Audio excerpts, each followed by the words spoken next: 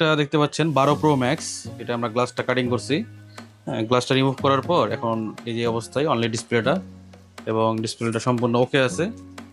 হ্যাঁ, তো আমরা এখন এই ডিসপ্লেটাতে একটা অরিজিনাল গ্লাস লাগাবো। তো আমরা এখন দেখবো যে আমাদের অরিজিনাল গ্লাসটা লাগানোর পর আসলে ফিনিশিংটা কেমন হয়, যে আগের যে অরিজিনালটা ছিল ওটার মতো হয় কিনা, আমরা এটা এখন আপনাদেরকে দেখাবো। তো আমাদের কাছে এই যে একটা original glass, 100% original 12 Pro Max এর একটা গ্লাস। তো আমরা এখন এটা এই ডিসপ্লের মধ্যে লাগাবো। তো চলুন আমরা একটু লাগাই এটা। তো আমরা এখন এই যে অরিজিনাল গ্লাসটা বের করে নিলাম, ওসির পেপারটা উঠিয়ে নিলাম। এরপরে মেজারমেন্ট অনুযায়ী গ্লাসটাকে আমরা ডিসপ্লের সাথে ফিটিং করব। এখানে সাবধানতার সাথে কাজ করতে হয় যাতে 19-20 না হয়। তো আমরা গ্লাসটাকে বসাই দিলাম এবং এটাকে আমরা এখন লেমিনেটিংয়ে দিব। এখানে 1 মিনিট সময় লাগবে ল্যামিনেশন হইতে।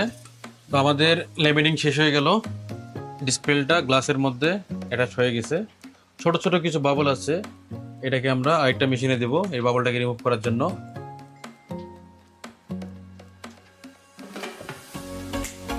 1 মিনিট রাখলে পুরো বাবলগুলো সব রিমুভ হয়ে যাবে।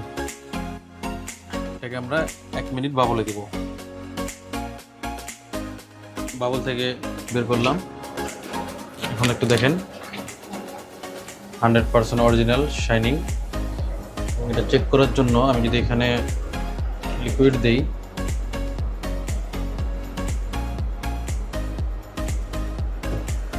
এটা হচ্ছে ফ্রেমের অরিজিনাল আঠা, যেটা আমার জানা মতো বাংলাদেশে কেউ ইউজ করে না। আমি শুধু একটা কাজের ফিনিশিংয়ের কথা চিন্তা করে আমি এই আঠাটা ইউজ করি।